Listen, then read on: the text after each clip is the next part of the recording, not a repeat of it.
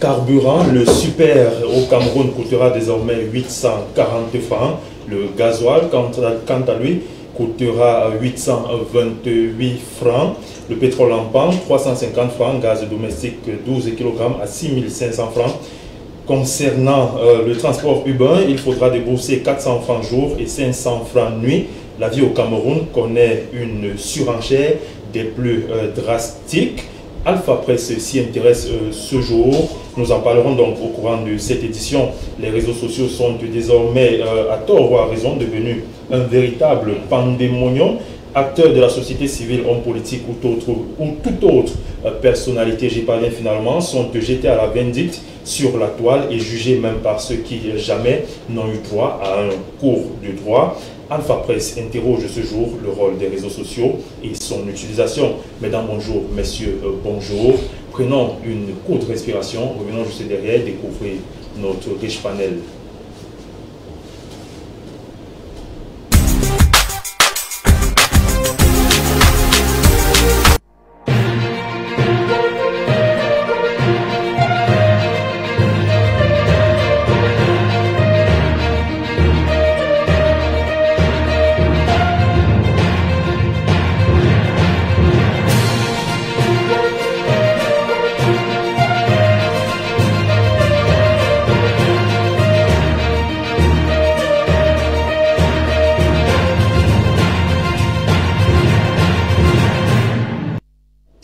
Alors, notre vie commence à s'arrêter effectivement lorsqu'on commence à se taire sur les choses graves, disait le penseur Martin Luther King. Nous avons décidé à Alpha Presse de ne pas nous taire sur des choses graves. C'est pourquoi nous toucherons du doigt ce matin des problématiques tout aussi importantes que saillantes qui touchent le quotidien des Camerounais. Pour ce faire, ils ont répondu présent à notre invitation ce matin.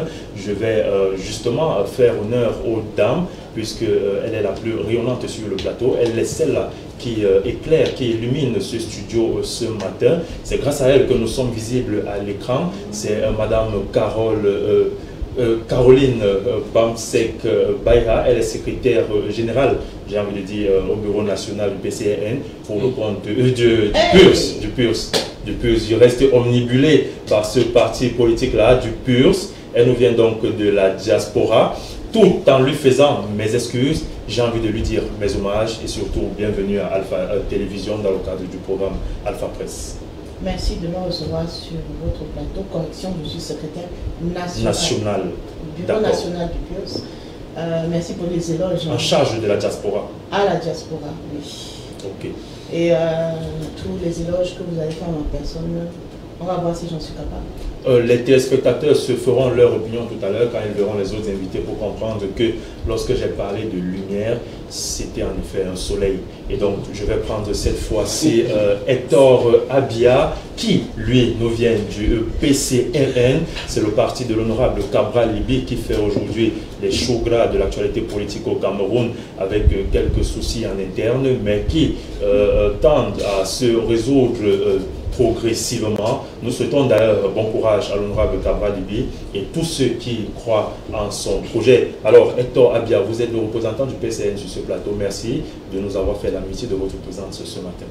Bonjour Ahmed Donald, bonjour co-discutants, bonjour à l'équipe technique et l'équipe d'Alpha Télévision qui nous a toujours ouvert ses portes. Et nous pensons être à la hauteur des débats de ce jour. Avant cela, je voudrais dire merci aux populations de Yaoundé 6. Qui ont fait quoi? Hier, nous avons eu dans notre maille territorial un appel de la commune de Yaoundé 6 au niveau du centre des handicapés de Todébé. Donc les populations de ce côté-là nous ont ouvert leurs portes et ils sont massivement inscrits.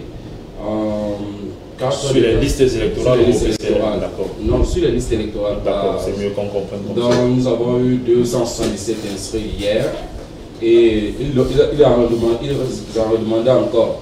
Donc, c'est pour dire que tout ce que nous faisons chaque jour sur vos plateaux de télé, en appelant les citoyens à s'inscrire massivement, ils répondent à l'appel. Et on se dit, en 2025, vraiment, le peuple a décidé de prendre son courage en main et va vers le changement. D'accord, on va donc vers le changement, on va féliciter tous les acteurs politiques qui se battent au quotidien pour faire inscrire les Camerounais sur les listes électorales afin de décider pour leur avenir en 2025. On dira 2025 c'est aujourd'hui. Et pour réformer tout en 2025, le mouvement réformateur est sur ce plateau, représenté par Iliasso Molu, notre ami de toujours. Merci Iliasso d'être là, bonjour. Bonjour M. Bomba, bonjour à mes compatriotes. Je vous remercie pour l'invitation. Nous pensons être à la hauteur des échanges de ce jour. D'accord, vous êtes toujours à la hauteur, il faut le dire. Alors si la régie en a convenance, nous irons de ce côté prendre cette autre respiration et nous revenons pour la pause actuelle.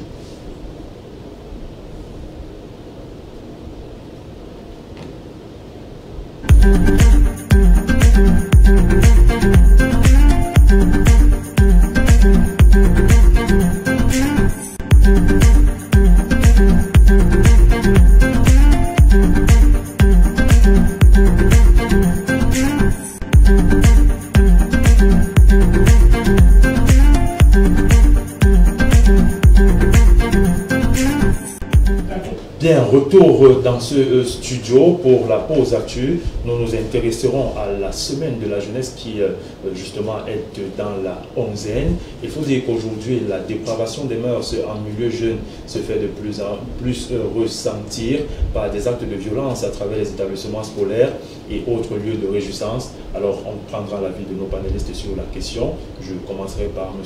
Iliasso Molu qui est sorti en présentation tout à l'heure. Alors, Iliasso, nous sommes là en plein dans la 11e.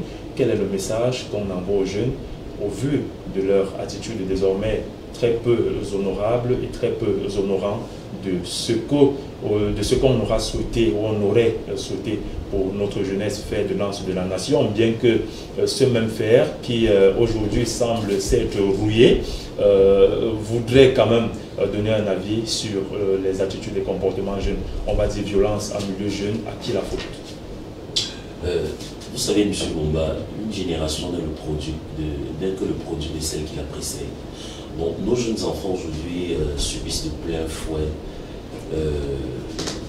l'avancée technologique, les NDIC.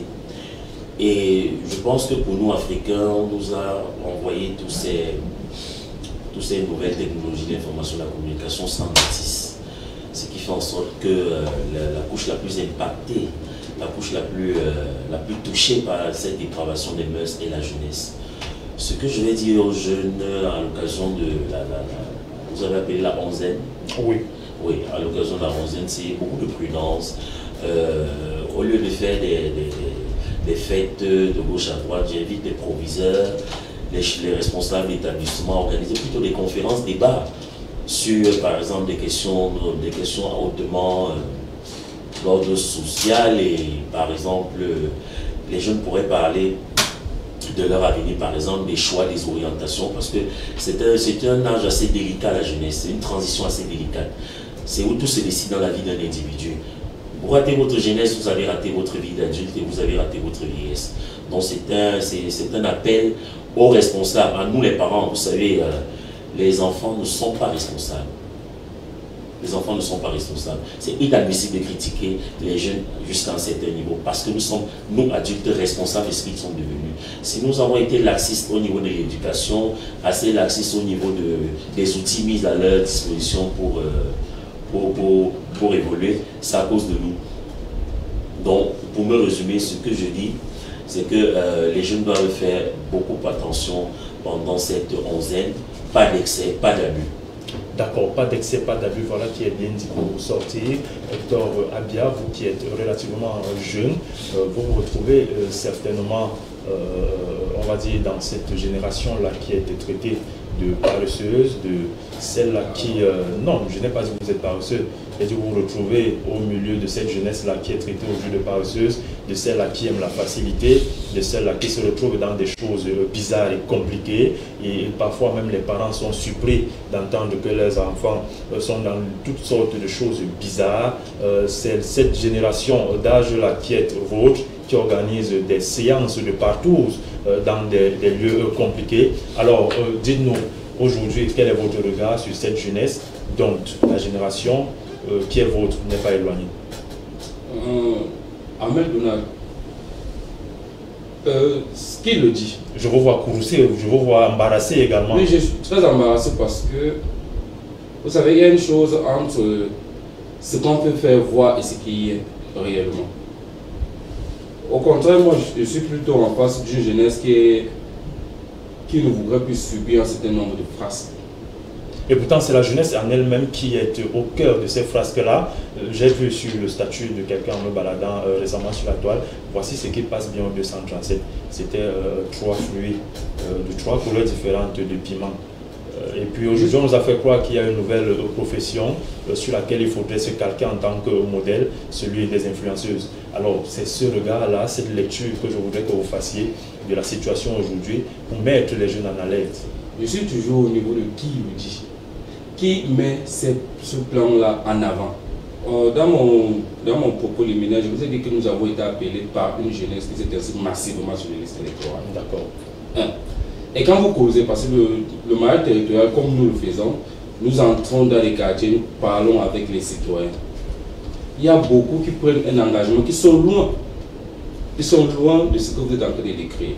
Maintenant, nous sommes sur un monde où Internet peut faire une promotion d'une chose qui n'est pas vraie, qui n'est pas virale. Justement pour faire croire que voilà cette jeunesse-là. Et qui dessine cela? Mais c'est le gouvernement. C'est ce gouvernement-là qui met en exergue cela. Vous avez vu tout un milieu. C'est le gouvernement qui demande à Nathalie Koua de devenir influenceuse. C'est le gouvernement qui a choisi pour aller vendre l'image du Cameroun de partir avec des influenceurs. C'est le gouvernement pour nous montrer que c'est eux qui sont en train de mettre ces gens-là, de vouloir instaurer ces gens en modèle. Pour aller vendre l'image du Cameroun au Qatar 2022, nous sommes partis avec des influenceurs. C'est l'État du Cameroun qui le fait. Mais maintenant, ce n'est pas moi qui le dis, c'est ce qui s'est passé. Parce que pour aller vendre l'image du Cameroun, on n'est pas parti avec des chefs d'entreprise, on n'est pas parti, on a choisi des chefs d'entreprise dans un stade de football. Vous avez l'impression que c'est captivant. On ne peut pas vendre l'image d'un pays. C'est une table de données et de recevoir. Les petites et moyennes entreprises, excusez-moi. Non, moi je pose des questions, c'est mon rôle. Poser des questions pour donc, tout un membre du gouvernement a choisi des influenceurs, ils sont partis pour vendre l'image du Cameroun. Ces gens dont vous citez les noms. Le ministre des Sports. Ces gens dont vous citez les noms. C'est lui qui fait la sélection. Des influenceurs. Il est le team manager. Maintenant, non, monsieur Ahmed Donald, je vais aller, je pousse ma réflexion sur ce point un peu plus long. Allez-y. Il y a eu, parmi eux, il y a un qui est décédé et 4 membres du gouvernement sont là à son deuil. Il était décoré à titre posthume. Il a été décoré pour la médaille de chevalier de l'ordre de la valeur. Comment vous ne voulez donc pas qu'on pense que c'est le gouvernement qui voudrait montrer aux jeunes que la voie de la face, ne venez pas regarder les affaires de la politique, ne venez pas regarder la vie sociale, ne venez pas regarder la politique, allez ouvrir des comptes TikTok, danser, faites, mais ici là, ne regardez pas ici. C'est-à-dire on a offert à la jeunesse un peu de distraction, un peu d'alcool. On est en train de vouloir faire croire, je suis en train de vouloir vous faire comprendre qu'on est en train de vouloir nous faire croire que cette jeunesse est en perdition et qu'il encourage. Je vous ai montré, je vous ai dit Qatar 2022, on sont partis rien qu'avec les influenceurs, on a pas mené les hommes d'affaires. Et il y a le décès d'un influenceur, 4 ministres du gouvernement, ils sont allés. Vous connaissez combien de valeurs sont décédées au Cameroun? Aucun membre du gouvernement ne s'est déplacé. Combien de valeurs sont décédées? Combien de monuments culturels sont décédés? Ils n'ont pas reçu de médaille à titre posthume. Et donc selon vous, la situation au Cameroun aujourd'hui de la jeunesse est due au gouvernement de la République simplement? C'est eux qui posent. Ce sont les actes, ce n'est pas moi qui le dis, ce sont les actes qu'ils posent et nous regardons. Bon, moi je veux votre avis sur la question. Mon avis, c'est celui-là que je vous donne. Et donc selon vous, le gouvernement de la République est comptable de cette jeunesse en fait de vitesse? Très comptable, monsieur Ahmed Donald. Et c'est pour ça que nous voulons dire à ces citoyens qui nous écoutent et qui nous regardent tous les jours. C'est pour ça que nous allons sortir par là finalement. C'est pour ça que je vous disais, c'est le travail que vous abattez en instaurant les débats, en invitant des jeunes, est entendu et compris. Donc vous êtes comptable de cette jeunesse-là qui appelle les autres à s'occuper de la chose publique. Un autre cas, dans la même zone de Yaoundé 6, le lycée de Tougoubé nous interpelle. Est-ce que ces enfants-là vont encore se laisser faire? Non. Ils ont dit, même s'il faut braver, nous allons braver. Non, vous voulez la soutenir les indisciplinés. Non, je n'encourage pas. Je suis juste en train de... Monsieur Abia, pour information de journaliste, il faut dire que ces enfants qui ont sémé du trouble étaient des enfants qui avaient été traduits au conseil de discipline et qui refusaient d'appliquer les sanctions. Et donc, on ne va pas dire qu'ils ont décidé de ne plus se laisser faire. Ils ont juste décidé d'exprimer la barbarie. Je n'ai pas un exemple. Permettez, monsieur Abia.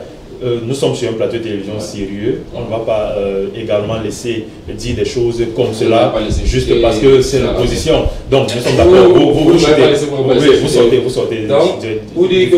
Pour dire à ces citoyens qui ne se laissent pas entraîner par le phénomène d'influenceurs et d'influenceuses et qui voudraient prendre activement part à la vie politique, à la vie sociale du pays, c'est cela qu'on doit célébrer. D'accord, voilà qui est bien dit. Pour sortir avec vous, Hector Abia, nous allons nous retourner vers le soleil de notre plateau. Elle est maman, elle est femme politique très active, très engagée.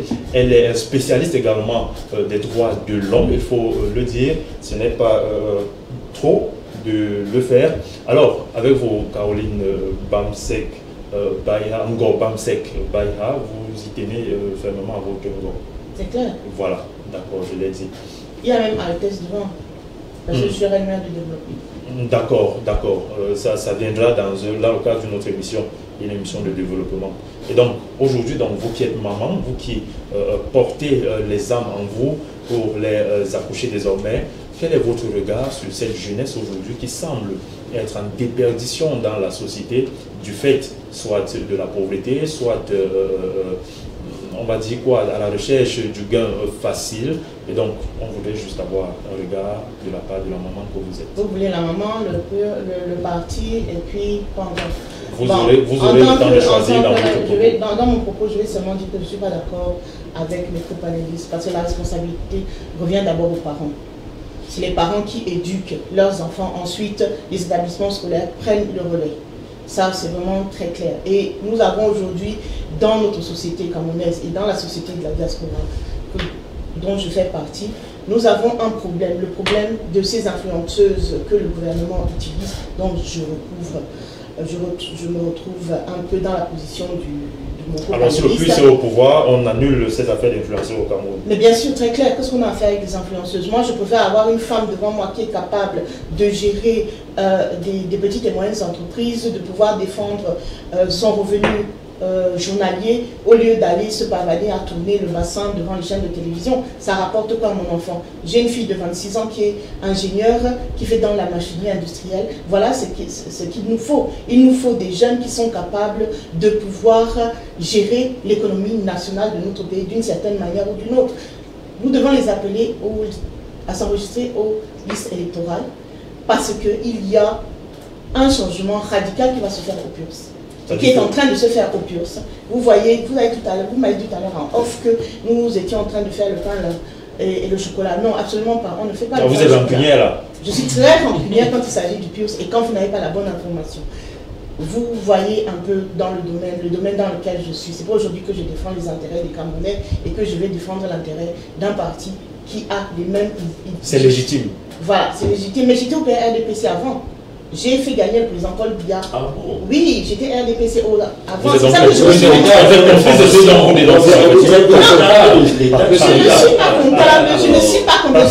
Je voulais vraiment vous attirer vers moi maintenant pour que nous puissions aller dans le vrai débat. C'est une très bonne information pour vous dire aujourd'hui, quand vous partez, vous avez travaillé dans... Pourquoi est-ce qu'on est parti du RDPC? On n'a pas eu sa part de gâteau?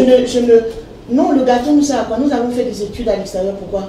Pour le parti ne nous a jamais rien donné. On a toujours dépensé notre propre argent et énergie pour pouvoir défendre les intérêts d'un homme qui s'appelle Paul Biya. Hein? Mais aujourd'hui... Peut-être en souhaitant quelque chose de... Non, on ne choisit pas. Vous savez, quand vous faites une promesse, je ne faillirai pas en 1982, hein, et qu'on voit la situation aujourd'hui, quelques années après, 10 ans, 20 ans, nous sommes les enfants de Paul Biya. Bon, moi j'ai une question. Oui, allez-y. Pourquoi avoir attendu plus de 40 ans pour pouvoir se rendre compte de ce que... Non, je ne suis pas. J'ai démissionné il y a plus de 20 ans. Hein? J'ai démissionné il y a plus de 20 ans et j'observais un peu la situation du RDPC. J'observais la situation de l'opposition. L'opposition, il y a quelle opposition quand même? Quelle opposition? Je tiens à rappeler que Maurice Kamto est à l'élection présidentielle, Cabral est arrivé 3e, et puis ils ne sont pas plus de 5 Camerounais à avoir atteint 5% aux élections présidentielles. Nous ne sommes pas en 2018, nous sommes aujourd'hui, nous allons en 2025. Matomba était ce qu'il est, et aujourd'hui. Non, on va le dire. Il était le très bon dernier de ces élections. Mais il n'y a pas de problème, on peut toujours. Vous connaissez le lièvre et la tortue? Non. Vous ne connaissez pas? Est-ce que vous connaissez le lièvre et la tortue? Non, vous dites que vous ne connaissez pas. Bon, revenons-en au fait. La jeunesse aujourd'hui. Pardon? Le regard que vous posez non, la jeunesse aujourd'hui, le regard sur la jeunesse aujourd'hui camerounaise, c'est une jeunesse qui vit dans la dépravation. C'est une jeunesse qu'on n'encourage pas. C'est une jeunesse, on devrait leur donner des opportunités, comme mon co-panéliste le disait tout à l'heure, que des influenceurs et des influenceuses vont à la Coupe du Monde pour représenter le Cameroun. Mais nous avons aujourd'hui les micro-PME. Hein? Nous avons les PME. Nous avons les PMI. Il y a une jeunesse à l'extérieur qui fait de très belles choses, qui peut être représentée dans les fan zones avec des produits camerounais et avec des idéologies bien positives et très éduquées. Vous savez que nous avons des ingénieurs dans le spatial aujourd'hui camerounais. Voilà, et on n'en parle pas. Mais on va parler, par exemple, je prends par exemple d'une ancienne influenceuse du RDPC qu'on a traînée en justice et qui aujourd'hui demande Sentinelle. Ouais. Voilà, Sentinelle. Et vous voyez aujourd'hui qu'on la paye, on l'a utilisée et on l'a jetée. Sentinelle de la République. Sentinelle de la République. Aujourd'hui, on a demandé l'asile politique. Ça veut dire que c'est ce qu'on veut aujourd'hui pour la jeunesse camerounaise? Non, ce n'est pas ce que nous, on veut. Et au PURS, nous allons changer tout ça. Wow. Et nous sommes vraiment très en action et actifs. Vous avez dit tout à l'heure, je prends la parole, excusez-moi, vous avez dit tout à l'heure qu'une force comme vous, il y en a une intelligence.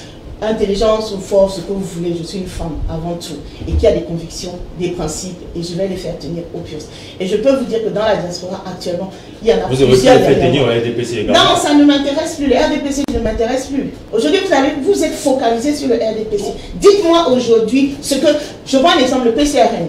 Je me retrouve dans une de ces régions, la région de la Sanaga-Maritime, je fais accoucher un enfant dans mon pick-up. Et pourtant, le maire, c'est quoi? Il est PCN. Non, le maire ne va pas construire. Non, attendez, j'appelle Cabral Lidé pour lui dire que, mais comment faire avec cette situation? Est-ce que je vais aider toute la République? Oui, la question.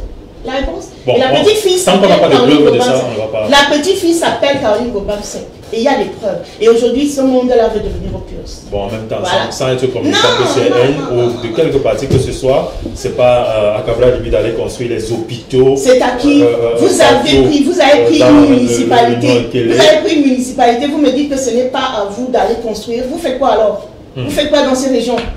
Seulement pour prendre les votes des gens et après vous faites des promesses inutiles. Non, le PURS, on ne fait pas des promesses inutiles. On attend cette fois-ci, aux affaires. Attendez le PURS aux affaires. Je suis là et nous sommes là. Et Alpha Télévision est là pour accompagner tous ceux et celles qui portent la voie du développement au Cameroun. Et quand on l'a dit, on va prendre une autre transition, la dernière pour la circonstance, et nous revenons pour la première thématique de nos échanges.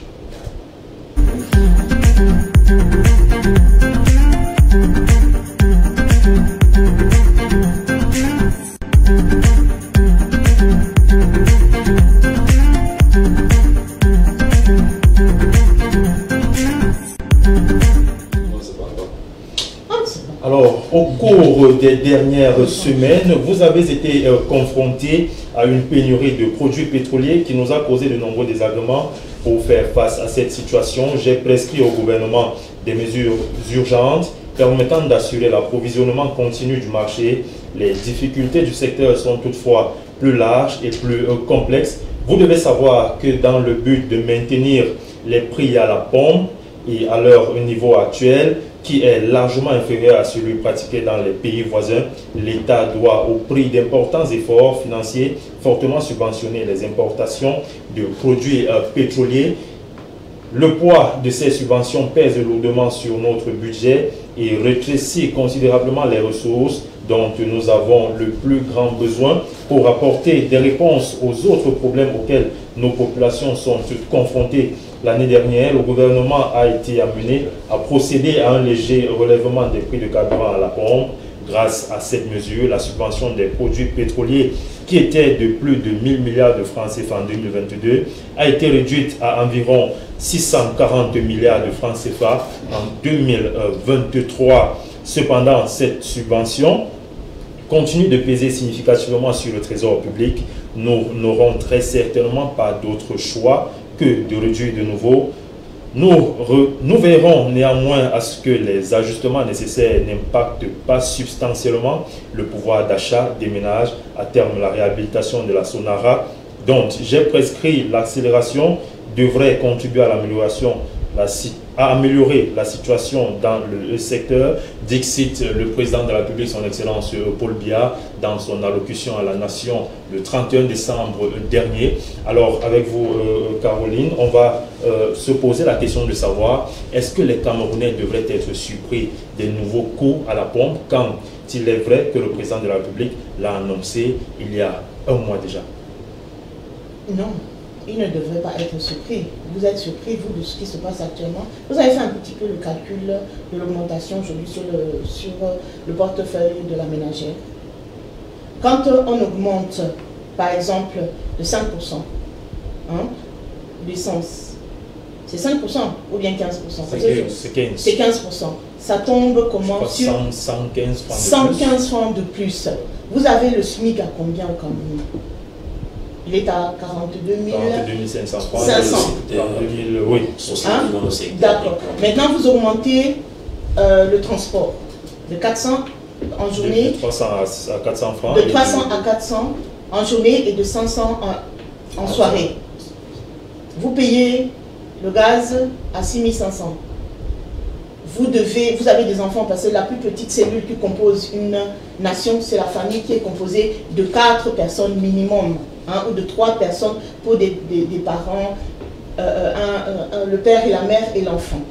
S'il n'y a qu'une personne qui est le breadwinner dans la maison et qui a un petit... Moi, je parle de la ménagère, la petite femme de ménage, qui n'a même pas comment on appelle ça, qui n'a même pas le SMIC, puisqu'il y a certaines personnes qui utilisent les ménagères à des prix modiques. Comment voulez-vous que cette augmentation puisse bénéficier la ménagère? Parce que dans le discours, il est bien précisé que ça ne va pas affecter... Il a dit ça n'affectera pas substantiellement mais le pouvoir d'achat des ménages. J'ai pris aujourd'hui un taxi. J'ai pris un taxi aujourd'hui pour venir, pour essayer de discuter avec le taximan. Il me dit que ma mère, moi je ne peux même pas nourrir mon enfant. Je ne peux même pas l'accompagner à l'école. Vous avez pris un dépôt? Oui, j'ai pris un dépôt. Il y a une Camerounaise qui a encore le moyen de prendre un dépôt. C'est la diaspora. Non, ne mettez pas la diaspora. Il faut non, quand ne vous laissez pas distraire. Je ne peux même pas, parce que là, je ris même, parce que quand je vais le prendre, on va dire que je suis... Je viens d'arriver, mon portefeuille à l'extérieur en tant que diaspora, comme vous le précisez, n'est pas le même que le vôtre, parce que je suis consultante internationale, j'ai de l'argent pour pouvoir faire mon travail.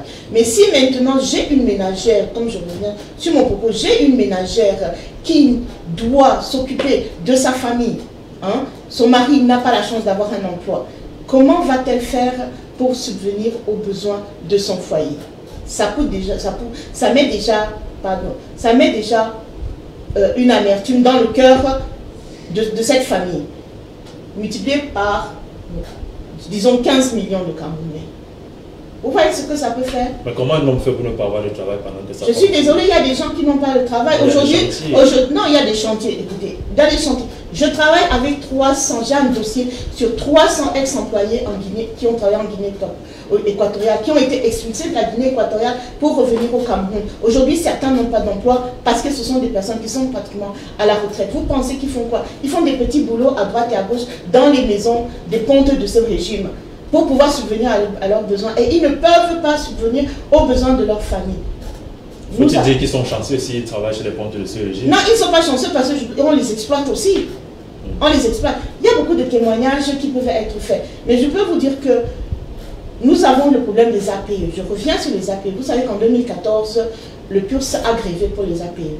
Et je pense que nous allons encore gréver. Une grève très timide. Oui, mais ça va, même si c'est timide, c'est toujours une grève. C'est toujours quelque chose qui peut être. Nous pouvons toujours le refaire et ça ne sera pas pareil. Ça ne sera pas pareil. Et vous dites que très timide, vous savez que... Cette fois-là, il faudra communiquer simplement. Mais justement, on ne pouvait pas communiquer parce qu'il y a une politique de communication dans ce pays. C'est-à-dire que tant que vous ne payez pas les chaînes de télévision qui sont contrôlées par le gouvernement, vous ne pourrez jamais communiquer. Maintenant, nous avons... aucun franc. Nous avons, je ne sais pas, je le dis à Mondovision. Vous avez dit qu'on nous écoute aux Pays-Bas. Oui, même on nous écoute partout. Et donc je vais vous dire que Alpha Télévision ne reçoit aucun franc de la République du Cameroun. Et donc pour fonctionner, nous avons besoin également des entrées financières comme celles que vous nous accorderez bientôt pour la communication. Comme les publicités que vous faites où on vous donne que de l'eau. Moi, je ne sais pas, c'est pas comme ça qu'on fait les publicités. Mais bon, je suis en train de vous dire que actuellement, le président a fait un discours. Je me demande souvent si c'est le président de la République qui écrit ces discours. Est-ce qu'il vient... Est-ce qu'à l'époque, je me souviens quand je venais au Cameroun dans les années 82, hein, j'avais 16 ans, 17 ans, je voyais le président se promener en ville. Hein. Mais aujourd'hui, qui lui donne les informations? Est-ce qu'il sait qu'il y a une population qui est en train de souffrir à l'extérieur de son palais, hein? Est-ce que tout ce monde qui est autour de lui, il pense que ça va rester vita aeternam? La population, allez dans les marchés. J'ai fait 4 jours ici. Allez dans les marchés. Tout le monde se plaint. Tout le monde se plaint. Oui, le kilo de viande est à 2500 francs. Voilà. Le kilo de maquereau est un peu compliqué. Et le maquereau qui est le poisson... Il y a pénurie de maquereau depuis quelques temps déjà. Voilà, pour vous dire qu'aujourd'hui, le discours... Vous voyez que Alpha Télévision ne paie aucun argent, la preuve, je dis... Ça veut dire que vous avez aussi faim, Asia. Mais, je suis en train de vous dire qu'actuellement... Je suis bien payé. Voilà. Si vous êtes très bien payé, c'est bien pour votre patron, j'applaudis. Non, pas très bien, bien payé. Ah, bien payé, il fallait ajouter très bien. Donc bon, c'est seulement pour vous dire que le discours du chef de l'État et l'augmentation aujourd'hui ne scie pas aux populations. Ils ne sont pas surpris, mais ça ne scie pas aux populations. Vous avez vu ce qui s'est passé à, comment on appelle ça, à Olembe, la route qui va à l'ouest? Oui, tout à fait. Voilà. Quand on prend le fonds de commerce d'un petit commerçant et on augmente maintenant l'essence, on augmente beaucoup de choses, vous voulez... Bon, quand on prend le commerce d'un petit commerçant qui refuse également de respecter quelques mesures... Il y a un dialogue, dialoguer avec les gens. Vous êtes au gouvernement pour dialoguer avec les gens. Appeler les gens, aller vers les gens, dialoguer avec eux, poser leurs les questions, qu'est-ce qui ne va pas, comment nous pouvons régler les problèmes ensemble. C'est ça qu'on doit faire. Et c'est ce que nous sommes en train de faire au plus. Nous sommes en train de nous éparpiller petit à petit pour écouter le citoyen lambda. On n'achète pas les consciences. Ce n'est pas avec le pain et la sardine, ou bien le chocolat et le pain. Ou bien non, aujourd'hui, c'est on va sur le terrain et on parle avec eux et on essaie de comprendre comment nous pouvons ensemble changer. Et quand nous serons au pouvoir, je vous assure que ça sera des choses qui vont être respectées. On ne fait pas des promesses en vain. Vous voulez venir au PURS, venez par notre idéologie, mais ne venez pas parce que nous allons vous donner quelque chose en échange ou nous allons vous promettre. On ne promet rien. On va respecter la Constitution et on va aussi essayer de la changer si vous êtes d'accord avec vos idéologies et notre idéologie. Ensemble, c'est comme ça que nous allons changer et pouvoir réduire l'économie pour que tout le monde puisse manger. C'est ça notre point. Et on ne fait pas de promesses, je vous le garantis. D'accord. Sinon, la promesse d'un futur radieux avec le PURS, et donc du côté du PCRN, certainement, on a les mêmes ambitions, celles-là. On n'a pas fait de promesses. On a dit c'est avec vous que nous allons travailler. Justement, on vous promet que si non, on ne promet pas. On ne promet pas. On ne vous a pas dit que si vous nous donnez un vote. Non, c'est avec vous. Avec vous ou sans vous, on ira toujours. Mais nous voulons comprendre ce que vous avez besoin. Beau jeu de mots là quand même. Il reste que je ne vais pas épiloguer longtemps sur la question. J'étais déjà au niveau du PCRN pour dire qu'ils ont les mêmes ambitions de conquête de pouvoir et même d'acquisition de ce pouvoir-là. Et donc, du côté du PCRN aujourd'hui, comment est-ce qu'on accueille la nouvelle de l'augmentation du prix du carburant à la pompe quand on sait que la vie au Cameroun est de plus en plus chère? Le président de la République appelle chaque fois les populations à plus de résilience. Est-ce qu'à force de résilience, on ne finira pas dans la tombe, parce que ceux-là qui nous demandent justement, j'aimerais dire, de serrer les ceintures, continuent de porter les bretelles. Amen, Donald. Sur la question du carburant, je me rappelle une semaine avant, le président honorable Kapal a fait une vidéo où il démontrait vraiment que c'était une arnaque, que c'était la fluorure, que c'était un gros vol à ciel ouvert. Et il invitait ces bandits à col blanc à ne pas le faire. On peut avoir les noms de ces bandits à col blanc, quelques noms. Confère vidéo. Puisque vous les connaissez certainement. Tous ceux qui sont dans la chaîne pétrolière et dans le gouvernement. Ce sont des bandits. Ce sont des bandits. D'accord. Et ils ont. Vous avez vu la vidéo. Si vous êtes interpellé, il y aura des preuves quand même de leur banditisme. Les faits sont là, les preuves sont là. Donnés parfois par la SNH, donnés parfois dans les grilles tarifaires, les prix sont là. On n'avait pas besoin, et la vidéo de l'honorable Kabalibi le démontre assez, on n'avait pas besoin d'augmenter, on pouvait plutôt alléger certaines taxes que reçoit l'État, ou bien qu'on redistribue aux traders ou aux démarcheurs. Parce que c'est ça le but de cette augmentation-là. Et nous l'avons dit, pourquoi garder le même train de vie pour tous ceux qui entrent dans la chaîne, qui entrent dans la chaîne d'acquisition du pétrole. Parce que nous avons montré que depuis l'incendie de la Sonara continue de vivre par les citoyens lambda. Ils ont des salaires faramineux, mais ils ne travaillent pas depuis que la Sonara a pris feu. On les paye pourquoi? Non, vous n'avez pas dit qu'ils ne travaillent pas. Ils ne travaillent pas puisque la Sonara. Quel est le rôle de la Sonara? J'ai fait des enquêtes au niveau de la Sonara. Quel est le rôle de la Sonara? Aujourd'hui, avec quand même, malgré. Quel est le rôle de la Sonara? Permettez, c'est pas vous qui me posez les questions, c'est moi qui pose les questions sur le plateau. Malgré donc ce break-là que la Sonara aura connu, il y a quand même des avancées considérables sur le plan des chiffres. C'est pas moi qui donne les chiffres ici, c'est la Sonara elle-même, c'est la CSPH, vous avez parlé de la SNH également. Donc, on ne va pas dire qu'ils sont restés les bras croisés à ne rien faire, tout au moins, même si les résultats ne sont pas visibles et n'impactent pas le quotidien du Camerounais lambda. Ahmed, dans la Sonara, la Société nationale des raffinages. Quand une société qui a pour rôle de raffiner le pétrole ne raffine pas, vous me dites qu'il travaille, qu'est-ce qu'elle fait donc? Le nom de l'entreprise est clair, Société nationale des raffinages. Et depuis qu'elle a pris feu, les turbines sont en arrêt. Non, vous n'y avez pas fait un tour depuis, ça je vous le dis. C'est une information en fait, c'est pas un débat. Monsieur Abel Donald, on parle de restructuration, de reconstruction d'une entreprise qui elle-même a dit que les turbines avaient pris feu. Toute l'usine a pris feu, il faut la reconstruire ou bien il faut en faire une autre. Donc à la Sonara, aujourd'hui on ne raffine plus de pétrole. Aujourd'hui, qu'est-ce qu'on fait? Le test du chef de l'État a été clair. Que maintenant ce sont les marketeurs qui vont acheter le pétrole à l'extérieur pour venir nous revendre ce pétrole. Ça ne transitera plus par la Sonara. Le test du chef de l'État est clair. Donc aujourd'hui, qu'est-ce qu'il faut à la Sonara? Aujourd'hui, on vous dit qu'il faut qu'est-ce qu'ils ont dit? Il faut réhabiliter la Sonara. Mais il faut accélérer le processus de réhabilitation de la Sonara. Dixit, président de la République, c'est pour vous compléter dans votre propos. Bon, compléter si vous le voulez. Moi, je pense que la Sonara a été construite dans les années 70. Et nous tous à la maison, nous avons un petit four, nous avons chacun d'entre nous un petit rocher à la maison où passe le gaz, où des températures à haute intensité passent par là.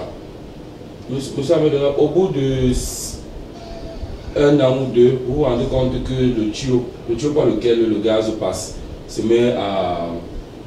C'est quoi, comment on appelle ça? Non, je n'ai pas parlé de détendeur, je parle du tuyau en fer. C'est ça. Le détendeur. Non, le détendeur c'est le tuyau blanc, pas lequel le gaz passe.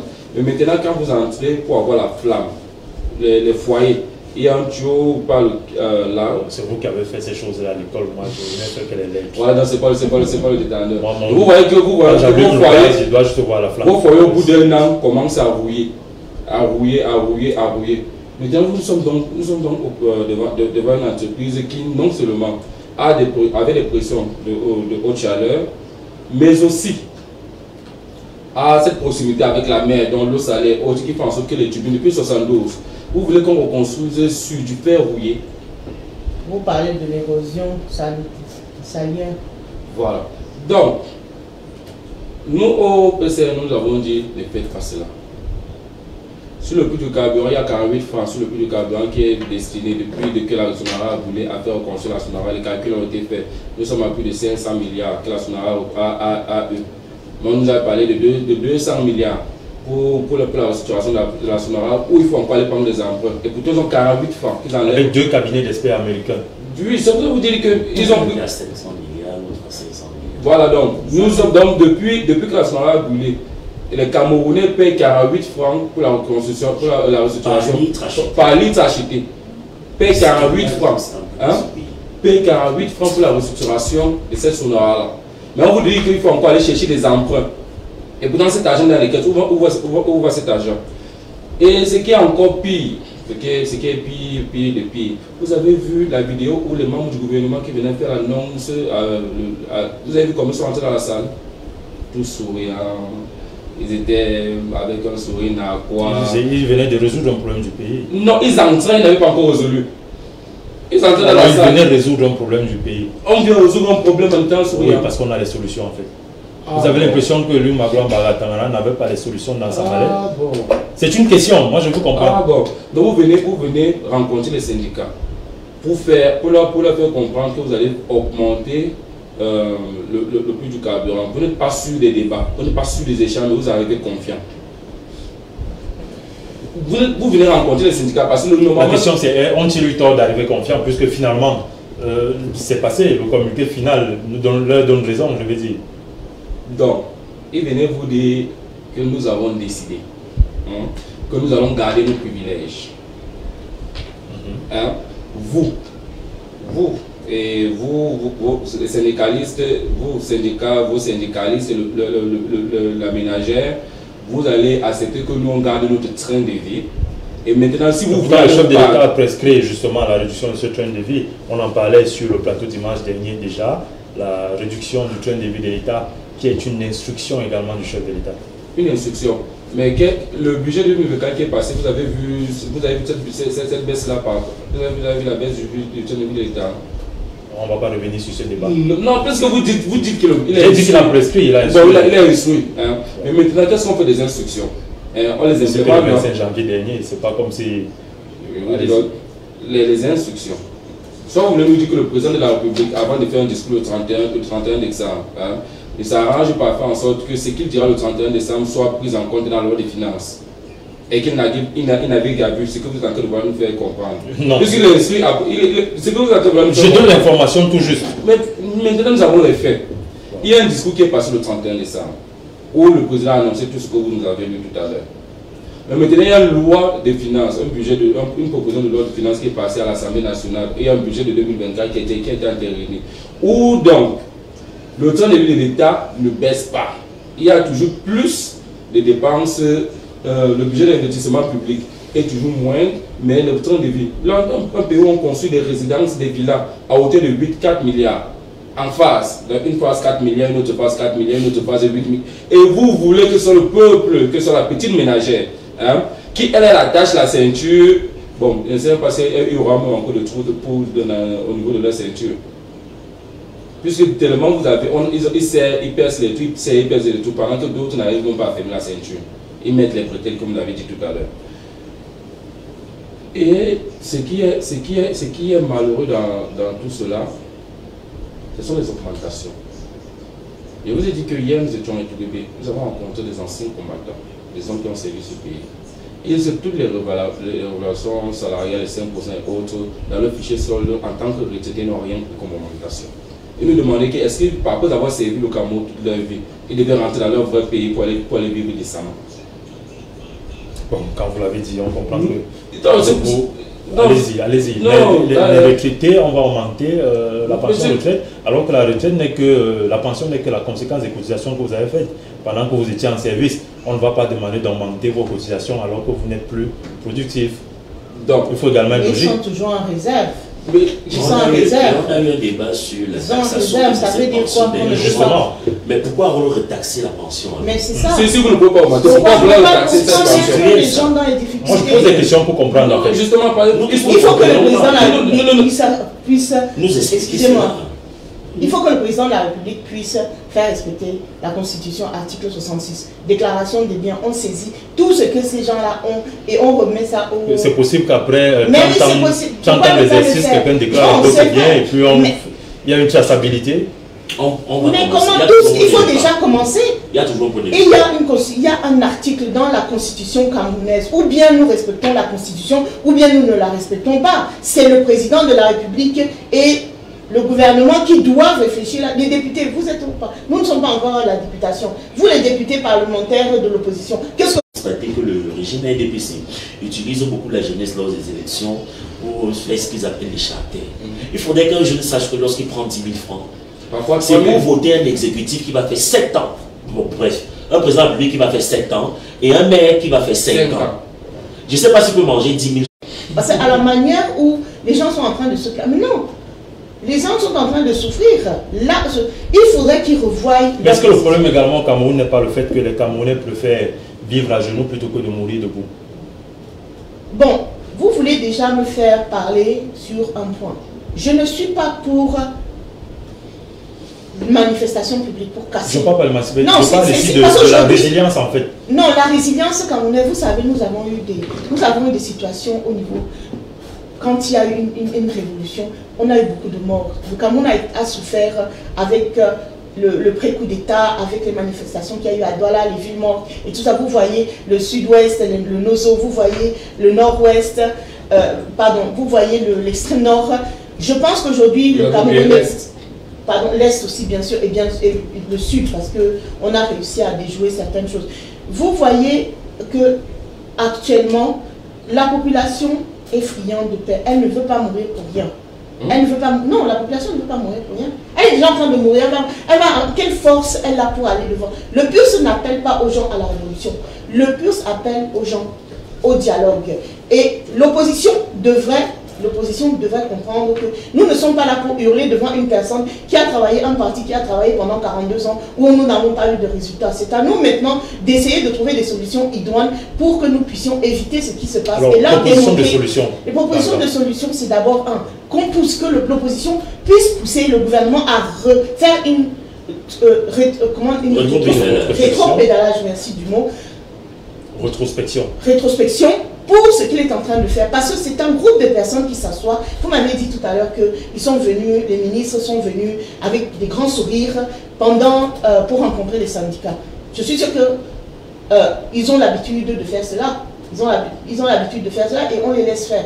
Si nous ne dénonçons pas et nous n'utilisons pas les médias pour leur démontrer que nous avons votre solution, et la solution est que le peuple peut se mettre contre vous. Est-ce que le pouvoir en place aujourd'hui ne surfe pas justement sur la dislocation de cette opposition? Parce qu'il y a des traîtres dans l'opposition. Il y a des traîtres dans l'opposition. Nous allons nous mettre ensemble et dès que nous nous mettons ensemble, dès que le RDPC arrive, donne des milliards, c'est fini. Non, c'est pas forcément ça le problème. Il faut dire qu'il y a un problème de leadership également qui se pose. Parce qu'à chaque fois qu'on a parlé, vous permettez, à chaque fois qu'on a parlé de coalition de l'opposition au Cameroun, il s'est posé un seul problème, qui en sera le leader? Parce qu'il y a de selfishness. Ils sont, comment on appelle ça? Ils sont égoïstes. Le pouvoir est égoïste. Ils veulent avoir le pouvoir. Nous ne courons pas vers le pouvoir. Il faut déjà savoir ça. Nous sommes là en train de réunir d'abord le peuple pour une rénovation sociale. On veut rénover la vie du citoyen lambda. On va dire une rénovation profonde. Profonde maintenant, vraiment, on doit toucher au fond. Mais si les autres partis politiques veulent une coalition, nous ne serons plus là. Nous ne sommes pas pour la coalition. On ne veut même plus parce qu'on a voulu le faire et c'est ça qui nous a fait tomber en 2018. Parce qu'on a eu des traîtres. Ce qu'il faut dire la vérité. On va avoir quelques noms de traîtres. Non, je ne veux pas rentrer dans ce... J'aime bien savoir. Non, moi je ne veux pas rentrer dans ce débat-là. Comment on appelle ça? C'est rabaissant. Parce que les gens qui l'ont fait se reconnaissent. Et qu'ils restent là où ils sont, que cette fois-ci, nous allons aller de l'avant et nous irons très fort. Sachez que la diaspora dont je représente aujourd'hui a un portefeuille très élevé. Nous avons une Donc vous représentez le PULS. Nous représentons le PULS. Voilà, parce que la diaspora dans son intégralité. Oui, non, je dis la diaspora que je représente du PULS. Nous avons des portefeuilles et nous avons des actions que nous sommes en train de mener. Et vous allez voir que quand nous allons exploser, vous allez dire, oh, on ne s'y attendait pas. Nous sommes là, nous regardons, nous n'acculons pas un parti ou n'importe. Nous sommes en train maintenant de gérer comme il faut. Alors le PULS n'est pas un parti de position et de proposition, il est un parti d'opposition. Vous l'aurez compris, mesdames et messieurs, c'est bel et bien Alpha Presse qui se poursuit sur Alpha Télévision. Nous posons sur la table la problématique de l'augmentation des prix du carburant à la pompe et la vie qui se veut de plus en plus chère au Cameroun. Alors, avec vous, Hector Abia, tout en espérant que cette fois-ci, vous n'allez plus céder votre temps de parole, on va poser une question comme cela simplement. S'il vous était donné de poser ou alors de proposer des solutions pour sortir de ces situations chrysogènes de vie chère que subit le peuple camerounais, que direz-vous? Aujourd'hui, nous avons appelé le peuple à dire non. Nous avons appelé le peuple à dire non. Parce que ce n'est pas tant la taxe, l'augmentation du prix du pétrole qui pose un souci. Amel Donald, je vous assure que la loi, le projet de loi des finances de 2024, j'en arrive un peu. Est-ce que vous savez qu'il y a une taxe au Cameroun qu'on a introduite pour 2024 qui s'appelle la taxe carbone? Oui, tout à fait. Avec beaucoup de miniers. Non, la taxe carbone pour les individus. Donc ça veut dire que comme vous êtes en train de respecter le cadre carbone que nous sommes en train de rejeter, sera taxé. Demandons-nous comment est-ce qu'ils vont faire ce calcul. Maintenant, l'IRPP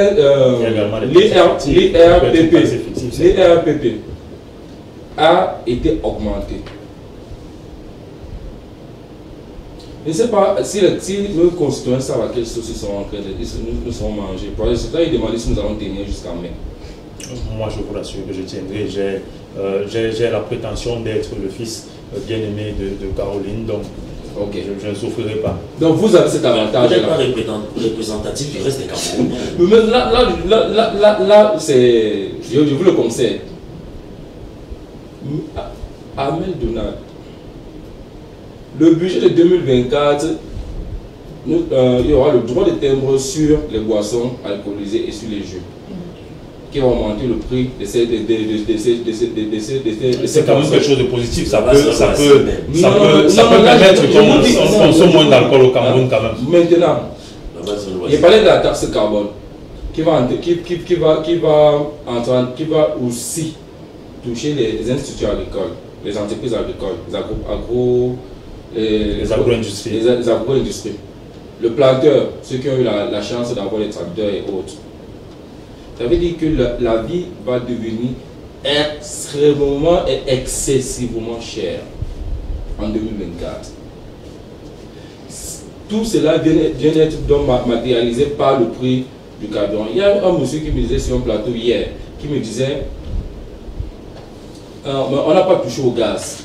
On n'a pas touché au gaz domestique, on n'a pas touché au pétrole en pan.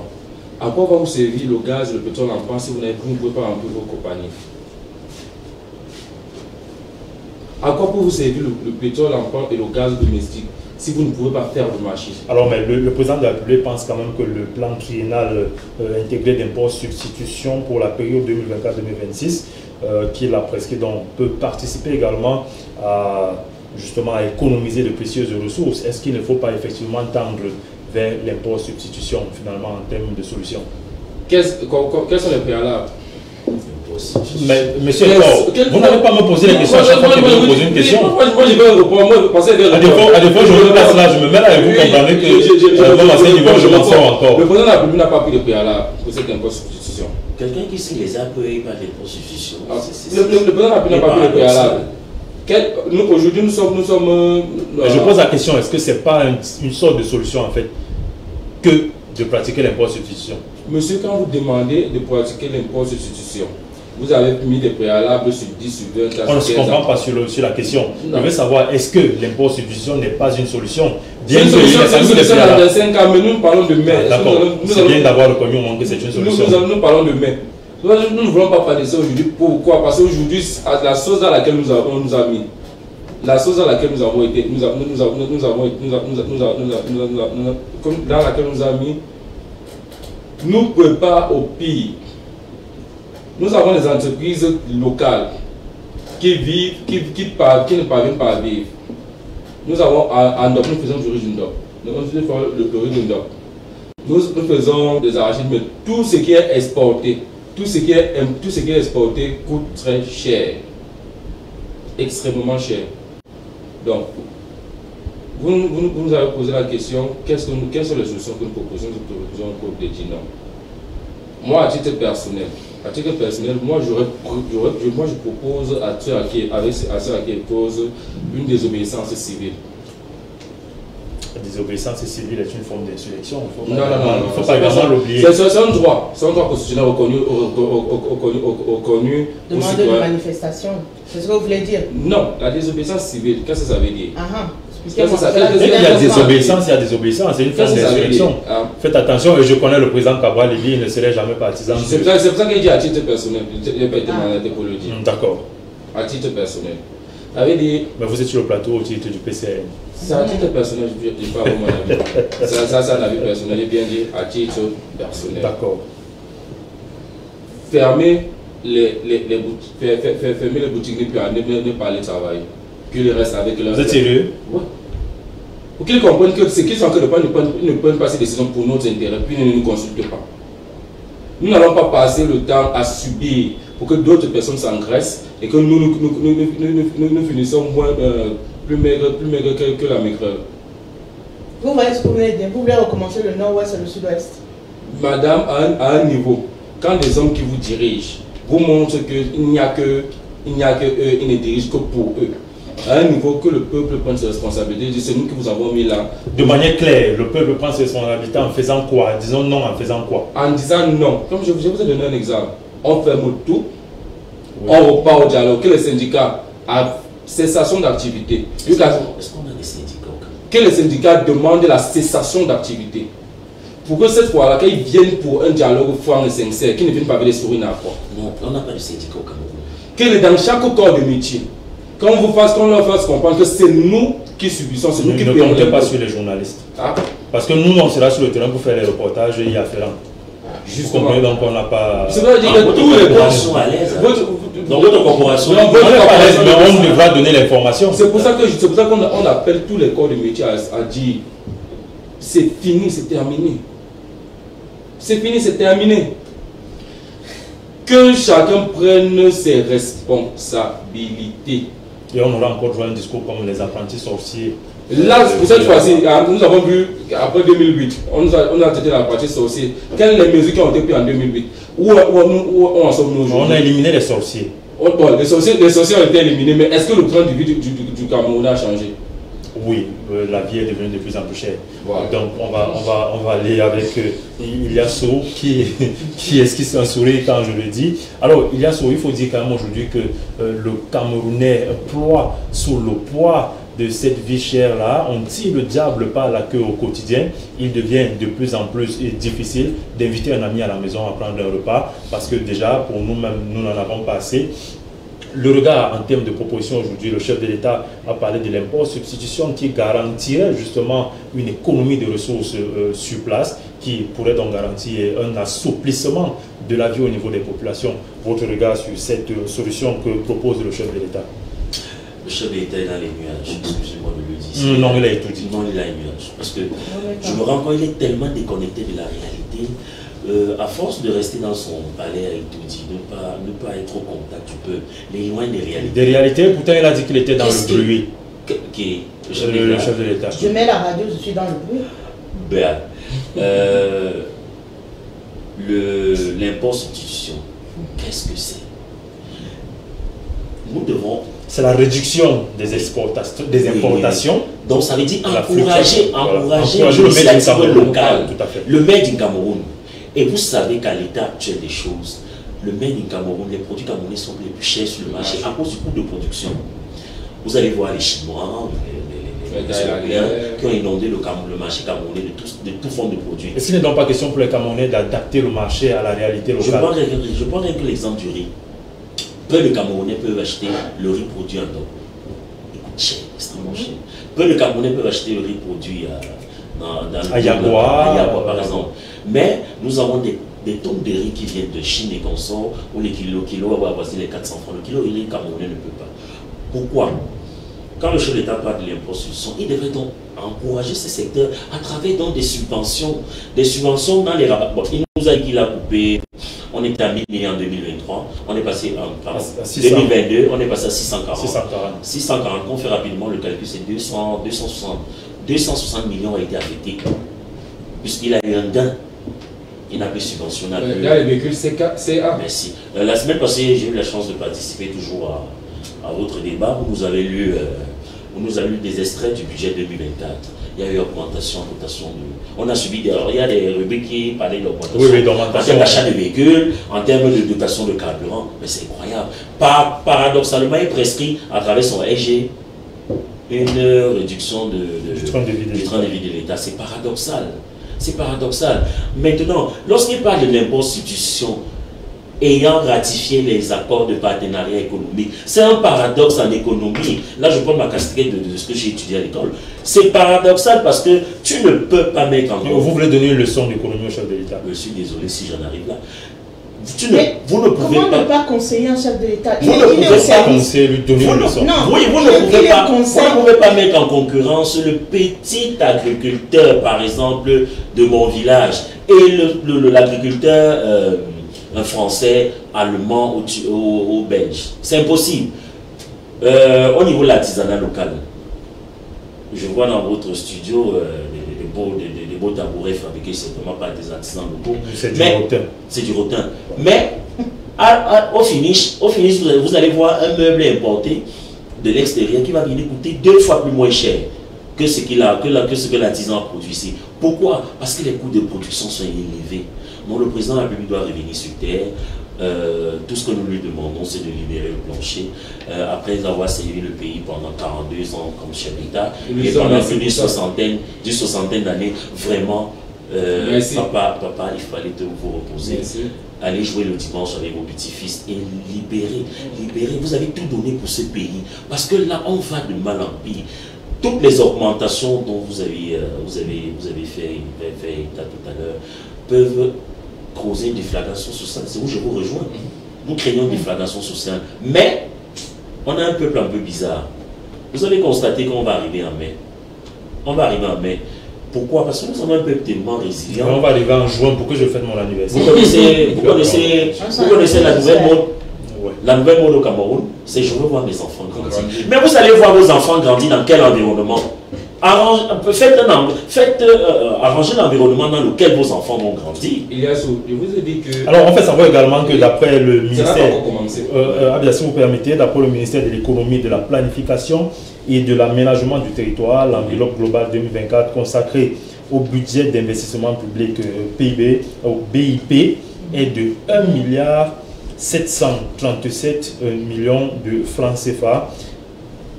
En autorisation d'engagement AE et 1652 milliards de francs CFA en crédit de paiement. Et donc, on parlait là d'une augmentation de 21,5% en valeur relative, donc 292 milliards de francs CFA. Il faut donc comprendre qu'au Cameroun, même le budget d'investissement public a connu une augmentation drastique. Le budget d'investissement public, parlons-en. Vous vous rendez compte qu'à la fin de l'année, est-ce que ce n'est pas également du fait de l'augmentation du budget d'investissement public que les populations devraient faire dans ce que j'ai dit, développement participatif? Il faudrait donc payer CP soit à la pompe, soit sur les taxes de carbone. On ne sait pas encore ce que c'est. Le gouvernement certainement nous expliquera dans les prochains jours, on espère bien. Alors, est-ce que vous n'avez pas l'impression que l'augmentation du budget voudrait que le peuple participe à cela. Le peuple camerounais, tout à l'heure, vous avez souvent, on appelle ça un adage, ou je ne sais pas, pendant que d'autres serrent la ceinture, d'autres portent des bretelles. Il y en a ceux qui portent des bretelles dans ce pays. Pourquoi toujours demander à ce peuple qui est à bout? Ce peuple est à bout. Tout à l'heure, ma compagnonniste prenait un exemple d'une ménagère qui ne peut pas joindre les bouts à travers le revenu qu'elle a par mois. Donc ça veut dire que je reviens à ce que je vous l'ai dit tout à l'heure. Vous allez vous rendre compte qu'en fin d'année, les budgets d'investissement de beaucoup de secteurs ne sont pas utilisés, sont en sous-utilisation pendant que le budget de fonctionnement est épuisé. C'est un paradoxe à mon nez. Le budget de fonctionnement est épuisé, le budget d'investissement, parce que tout le monde a peur des engagements. Et quand il y a engagement, chacun paie à son âme. Le professeur Monandjan a parlé du mapatisme. Quand il y a engagement, tout le monde est dans le mapatisme. Raison pour laquelle parfois le budget... Les marchés publics stagnent. C'est en sous-utilisation. Et quand il y a même marché public, la qualité du marché public au Cameroun. La réalisation des infrastructures. Nous avons une autoroute de 60 km depuis 13 ans, 10 ans. Nous avons construit... On m'a dit 60 km. Non, c'est 11 km. Non, je ne parle pas de la Yaoundé, je ne parle pas de la bretelle. Je parle pas de la bretelle qui rejoint... Ils sont arrêtés exactement à PK 58. Donc c'est 48 km alors. Ouais. Ils sont arrêtés de Colbison à PK 58. En 13 ans. Très bien. Donc pour me résumer, donc, que le chef de peut-être on prend du temps pour faire du bon travail également. C'est possible, c'est possible. À combien tribus? C'est 15 ans. Il faut regarder le canton de Ndobianga, il n'y a même pas même 1 centimètre de route qui est fait et on a fait des études dessus depuis 2018. On est en train de demander à Boudonné, c'est la 56. Peut-être pour qui sûrement va... Bon, pour me résumer, le chef de l'État, en plus d'être mal entouré, doit aller se reposer parce que c'est lui qui fait le casting. Vous a-t-il dit qu'il était fatigué? Nous le constatons. Nous constatons juste qu'il est fatigué. Même dans sa voix. D'accord. Alors le chef de l'État serait donc fatigué selon vous, mais je crois qu'il aura pris beaucoup de temps pour bien faire les choses. Donc il ne faut pas se précipiter lorsqu'on est dans un projet parce qu'on peut mal le construire et donc le chef de l'État prend le temps dans sa magnanimité légendaire. Alors avec vous Caroline, on va sortir de cette thématique pour prendre votre mot de fin. Les Camerounais aujourd'hui suffoquent, les Camerounais, on ne va pas le nier, sont à bout, les Camerounais sont dans un impasse, on tire, comme je l'ai dit, le diable par la queue. Alors quelles sont les solutions qu'on propose à ces populations-là pour justement rentrer dans leur droit fondamental qui est celui de leur bien-être? Dénoncer, ils doivent dénoncer. Ils doivent avoir le courage de dire que ça ne va pas. Ils doivent avoir le courage de faire respecter leurs droits, même comme le droit n'est pas bien lu au Cameroun. Mais ils doivent dénoncer. C'est ce que le chef de l'État a dit, non? Alors il faut qu'ils dénoncent. Si nous ne sommes pas au courant, si l'opposition, la vraie opposition n'est pas au courant et ne peut pas les défendre, quand vous restez muet, vous vous enterrez. Dénoncez, mais ne cassez pas. Dénoncez, appelez, dites que ça ne va pas. Vous êtes là, les médias ont fait des reportages. Vous pouvez, j'étais en train de prendre l'exemple, j'ai été appelé au secours par les populations de la diaspora du canton de Ndobianga qui sont en train de pleurer, qu'ils ont des pôles de production, mais qui ne peuvent pas sortir leurs produits de leur région parce qu'il n'y a pas de route. Et pourtant, les forestiers sont là en train de vider les forêts, mais le gouvernement est là, il regarde, il stagne, tout simplement parce qu'il y a des enveloppes qui sont données aux maires, qui sont données aux chefs traditionnels, qui sont données au ministère, qui donnent les licences. Il faut que les gens dénoncent.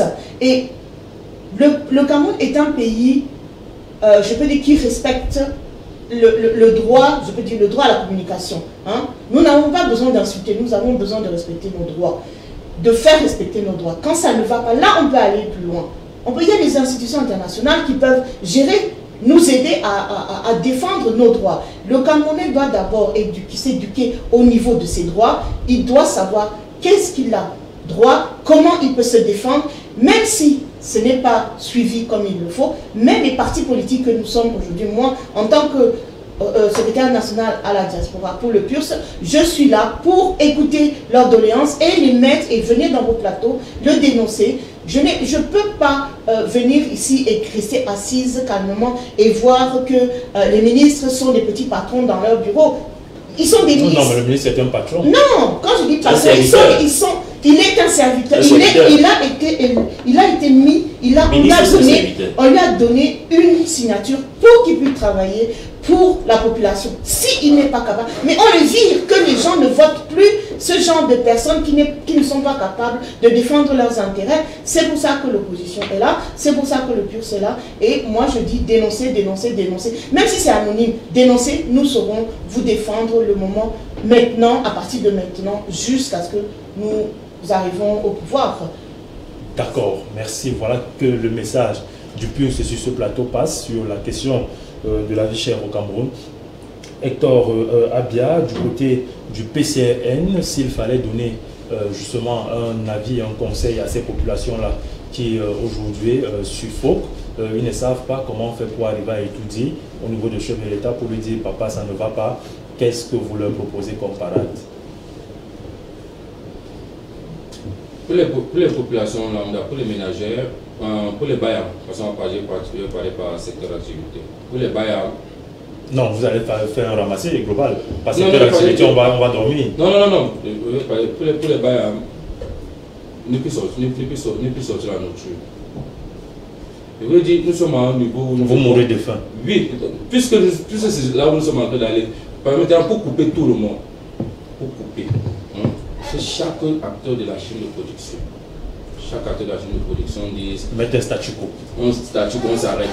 Parce que le temps que la République s'arrête et qu'on pense ensemble, il faut que la République s'arrête. On n'appelle pas dans ma vision. Votre président va suivre ça? Que la République s'arrête. Est-ce que le président Cabral va suivre ça? Que la République s'arrête. Un moment. Et maintenant, on repose les préalables. Les syndicats font leur travail et on redéfinit pour le bien commun. Parce que vous ne dirigez pas pour vous, vous dirigez pour le bien commun. Aujourd'hui, vous avez... Vous n'avez pas l'impression que les syndicats sont des associations de copains et copines qui rentrent dans des concubinages incestueux avec ces mêmes personnes qu'on dénonce là sur ce plateau? Je pense encore que... Je pense encore qu'on peut laisser non seulement le bénéfice du doute, mais le regain de moralité de quelque tout être humain à ces personnes-là. D'accord. Je pense qu'on peut encore leur laisser. Parce que l'appel citoyen que le PCN fait chaque année, chaque jour, cet appel citoyen, c'est justement celui-là. Et par exemple, on n'est pas d'accord avec votre appel citoyen. C'est dans l'attitude, je lis dans l'attitude. Non, libre au PURS. Libre à ceux qui ne veulent pas mettre l'humour au centre des préoccupations. Libre à ceux qui pensent qu'il faut seulement dénoncer. Nous avons dénoncé, nous avons vu que dénoncer ne sert plus à rien, il faut aller dans les actes. Donc, le président Cabral a posé un acte fort. Lequel? Je voudrais comprendre. On va citer à l'Assemblée nationale. Oui, c'est ça. C'est ce qu'on fait tous les jours à l'Assemblée. Madame, avez-vous suivi le micro Premier ministre? Non, ça c'est très élégant. C'est très élégant. Le Cameroun est civilisé. L'opposition ne pourra parler de ce côté-là. Parce que quand vous avez votre temps de parole, nous ne parlons pas. Il faut le prendre. Non, quand vous avez votre temps de parole, nous ne parlons pas. La loi. Nous ne prenons pas et nous ne sommes pas à la zone combat. Le projet de finance, nous ne sommes pas. Bien sûr. Ahmed Donald, je vous écoute. Nous sommes en train de dire que... C'est vous qui vous laissez distraire, sinon moi je vous écoute. Non, on va pas tous parler en même temps, sinon les auditeurs. Pour ça, c'est pour respecter les téléspectateurs. Nous ne sommes pas venus nous bagarrer avec d'autres formations politiques. Nous sommes venus parler au peuple camerounais. Nous sommes en train de leur dire, puisque c'est vous qui avez donné mandat au chef de l'État, il est temps de lui dire, nous t'avons donné mandat, tu ne agis pas en notre nom, on arrête tout. Tu vas redescendre, vous allez nous parler, vous allez nous dire, vous ne pouvez pas prendre des décisions qui ne nous concernent pas, qui ne nous regardent pas, qui ne sont pas notre avantage. Le peuple peut le faire, même au sortir de ce plateau. On peut décider aujourd'hui, il dit sans commettre des casses, sans entrer dans la rue. Chacun a son chemin d'activité, chacun a ce chez lui dehors. Même c'est du secteur privé. Il dit chacun a ce chez lui dehors. Chacun, on peut le faire. C'est pour ça, ça m'a dit dans les années 80, ça avait les villes mortes. Vous avez l'impression que ça a marché? Non, ça a marché puisqu'ils ont quand même compris. Wow. Oui, le pays a été paralysé. Oui, c'est des faits. Oui, Vous avez l'impression que ça va pousser les gens. Ça va pousser les gens quand même. La tripartite, Ça la conférence. Donc, querelle encore le comité final de 96. On a donc cette tripartite qui est questionnée. Qui aujourd'hui, enfin, dans le communiqué final, l'essentiel de ça produit. Ça produit quelque chose. Aujourd'hui, les acteurs ne tentent pas les mêmes. Si on le fait juste pour produire une réunion. Non, on ne va pas. Nous ne sommes pas au niveau des réunions. Nous ne sommes pas au niveau des réunions. Nous sommes même au niveau. Nous sommes même au niveau du tri des personnalités qui sont au niveau sur la table. Parce qu'aujourd'hui, il faut qu'on se le dise. À l'allure où ces gens sont en train de nous amener, ils sont en train de nous amener tous à aller acheter les codes de chevaux pour se pendre. Puisqu'on ne voit pas, vous ne voyez pas l'horizon. Et c'est ce que ce régime a réussi. À faire en sorte que personne, que ce soit dans l'éducation, quand vous entrez à l'université, vous ne savez pas quand vous allez en sortir. On a peur de procréer. Quand vous entrez à l'université, vous ne savez pas quand est-ce que vous allez en sortir, sanctionner pour de docteur, vous ne savez pas. Donc, aucun Camerounais aujourd'hui ne peut dire, quand vous êtes recruté, vous ne savez pas quand est-ce que vous allez atteindre le dernier échelon dans votre entreprise. Qu'est-ce que soit dans l'état et tout. Personne n'a une traçabilité sur sa vie. À l'époque, les parents gardaient les enfants chez eux parce qu'ils disaient que l'avenir est ceci. Aujourd'hui, les enfants même, les parents demandent aux enfants de s'occuper d'eux. Est-ce que vous voyez à quel niveau la vie, où est-ce que la vie est en train d'aller? Vous, on parlait de la ménagère. Nous avons des agents de sécurité, par exemple, en tenue jaune, qui sont payés 15 000 francs le mois. Ils vont vivre comment? Non, ils sont pas payés à 15 000 francs. Monsieur, je peux venir. Je vais venir avec. Non, vous êtes journaliste. Vous êtes journaliste. Je vais vous amener des personnes. Un billet de 10 000 francs plus un billet de 5 000 francs le mois. Non, c'est un billet de 8 000 francs. Oui, voilà. 5 fois 1000 francs. Qui sont payés à 15 000 francs le mois. Il y a des gens qui vivent dans ils travaillent combien de temps? De combien d'heures? Le mois, on parle du mois, on parle de 30 par jour. jours. Il travaille combien d'heures? 30, bon, il va prendre à 22 heures ou bien il va prendre à 18 heures. Non, c'est criminel. 18, il va prendre à 18 heures pour 6 heures ou 7 heures du matin. Ils sont payés à 15 000 francs. On est d'accord que beaucoup de personnes payent leur ménage à moins du SMIC, non? Tout ça, c'est d'accord. Et il y a des ménagers même à qui on propose 20 000 le mois. Moins du SMIC. 20 000, 25 000 francs, si c'est trop. Et qui travaille de 6 heures. Qui travaille de 6 heures à 17 heures, 18 heures, qui doit faire le ménage, qui doit occuper qui travaille de. Et aussi, dans les quartiers, avec les associations dans lesquelles ils participent, il y a des familles qui vivent avec moins de 500 francs la journée. Moins de 500 francs la journée. Aujourd'hui, parce qu'ils vivent des marchés, qui partent dans les marchés, prendre des fruits, des tomates pourries, des plantains pourris, c'est ça qu'ils vivent. Aujourd'hui, donc, comment on va serrer la ceinture? Qui va encore laisser les tomates pourries? Qui va encore laisser le plantain pourri? Ils vont vivre de quoi? D'accord. Donc nous sommes en train de dire... Sur cette interrogation, on va sortir. Allons-y. Nous sommes en train de dire que ce sont les citoyens qui aujourd'hui peuvent dire stop. Comme vous voulez que nous on se tue, nous ne faisons plus rien. Maintenant, on va voir comment vous allez imposer. Ils sont allés même loin. Non, vous avez donné la solution. On va passer la parole à Eliasso. On va poser la question à Eliasso. Faut-il effectivement dire non, stop République, population disons non, inscrivons-nous sur les listes électorales, allons voter le plus, et puis les solutions magiques tomberont de ce côté-là. Mais nous continuons à voir ces documents. À la minute qu'un document est signé, vous l'avez sur le... Mais également, le mal des réseaux sociaux n'est-il pas qu'on rencontre également beaucoup de faits, notamment l'augmentation du prix du carburant il y a quelques jours. Justement, encore. Il y en a qui ont publié des chiffres qui étaient erronés, des chiffres faux. Et puis après, dans ce cas, est-ce que ça ne discrédite pas le journaliste qui le fait? Évidemment, ça c'est mon inquiétude. C'est mon inquiétude, c'est le côté mauvais des réseaux sociaux. Parce qu'actuellement, là, j'ai des gens battus dans des informations fake qui ne crédibilisent plus la personne qui le fait. Parce qu'une prochaine information venue de cet individu, par exemple, ne sera pris avec des pincettes. Voilà le côté négatif des réseaux sociaux. Mais pour moi, sur la balance, c'est une merveille pour l'humanité. Les réseaux sociaux vont permettre que la gouvernance change. Il faudrait juste rédiger une notice d'utilisation. Justement, la gouvernance va changer. On ne peut plus gouverner comme avant. Parce qu'actuellement, les réseaux sociaux permettent au pouvoir public, à la société civile, à la société en général, d'être informés sur tout et à temps. L'affaire Bogda est une merveille, est un exemple d'utilité des réseaux sociaux. Parce que voilà monsieur qui a... Alors Zumante devient un célèbre... Présumé, voilà monsieur présumé pendant 20 ans qui a sévi, entre guillemets, avec des protections, parce que quelqu'un ne peut pas sévir pendant 20 ans s'il n'y a pas de protection, qui est rattrapé grâce aux réseaux sociaux. Actuellement, il médit son sort dans une brigade à Douala. S'il est innocent, d'accord qu'on le libère, mais s'il est coupable, la justice fait son travail. Donc, pour moi, les réseaux sociaux, c'est une merveille. L'indécité, c'est une merveille pour l'humanité. Alors, Hector Abia, vous êtes très indétachable de votre téléphone, toujours connecté 24 sur 24. Ce n'est pas pour chercher les informations. Il y a également des petites filles minces élancées brunes du côté de soi qui sont sur les réseaux sociaux, qui certainement vous intéressent. Est-ce que le côté réseaux sociaux aujourd'hui, pour vous, vous permet de faire la politique telle que vous l'aurez voulu? Oui.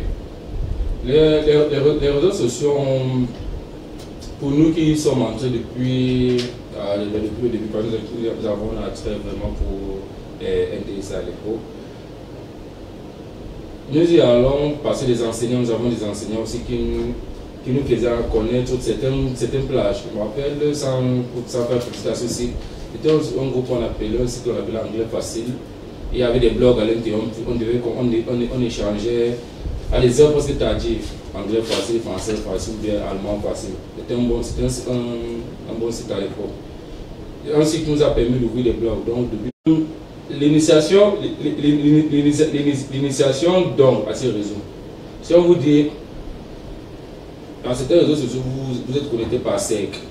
Si vous êtes peintre, dans les autres dans lesquels nous sommes, si vous êtes peintre, vous êtes en connexion rien qu'avec des peintres. Vous échangez peinture.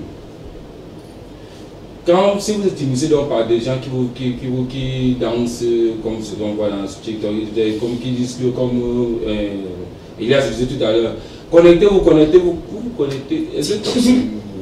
Non, c'est la façon dont nous sommes éduqués. Donc TikTok n'a pas été créé pour autre chose. TikTok n'a pas été créé pour envoyer les cours en ligne. Pour...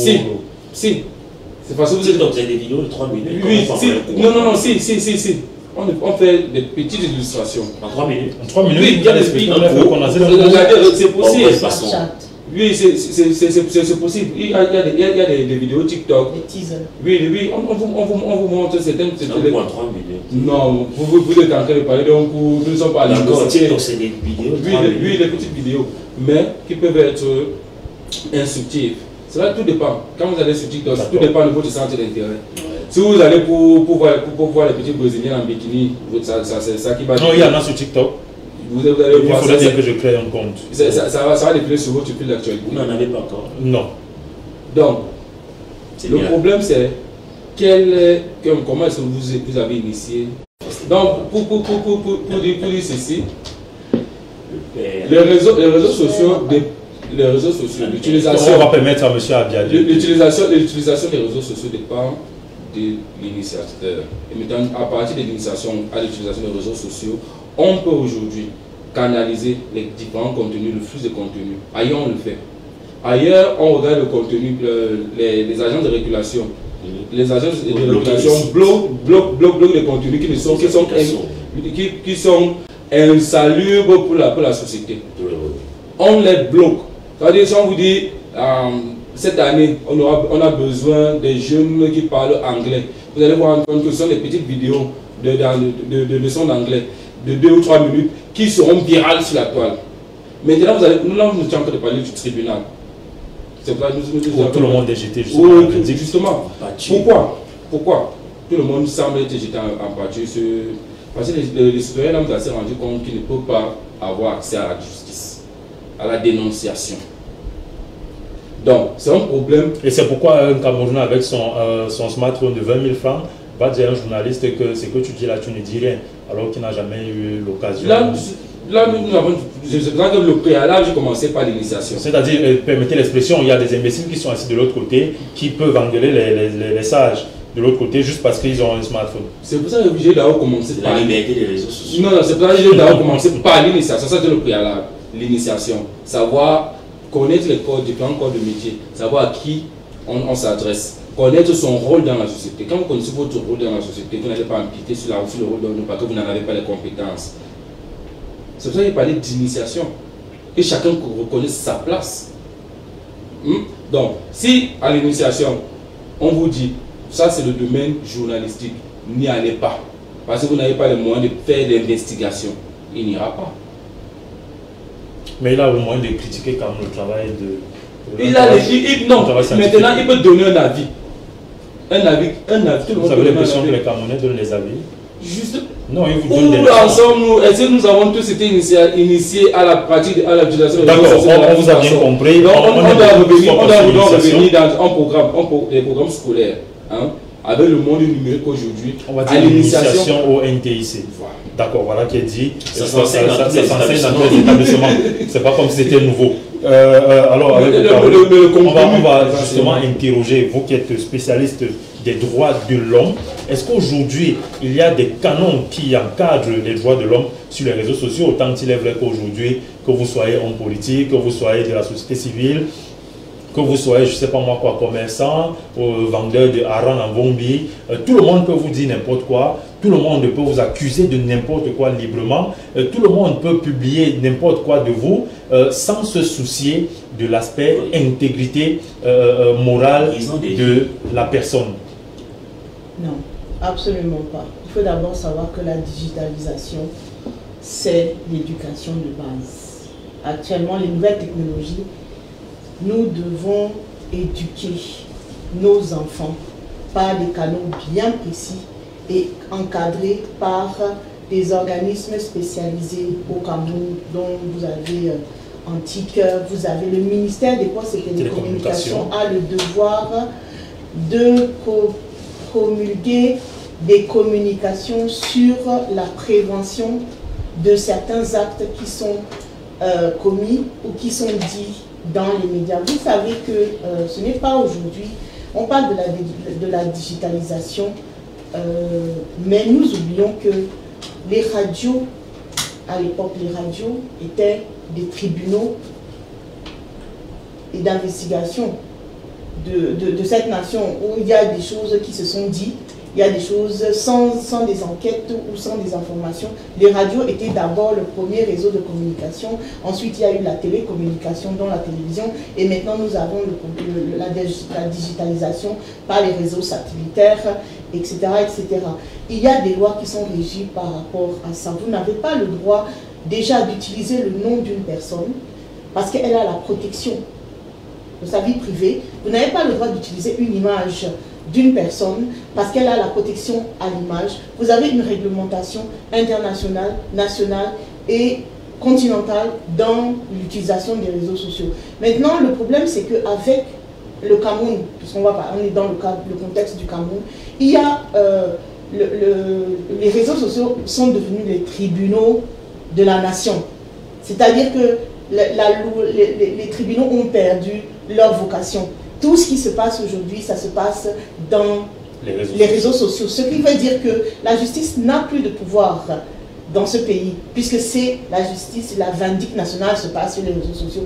Et je ne comprends pas pourquoi le gouvernement ne prend pas des positions radicales là-dessus, d'attaquer les personnes qui sont en train de, comment on appelle ça, d'injurier une autorité publique ou bien un citoyen lambda, parce qu'il y a des règlements de compte qui se font.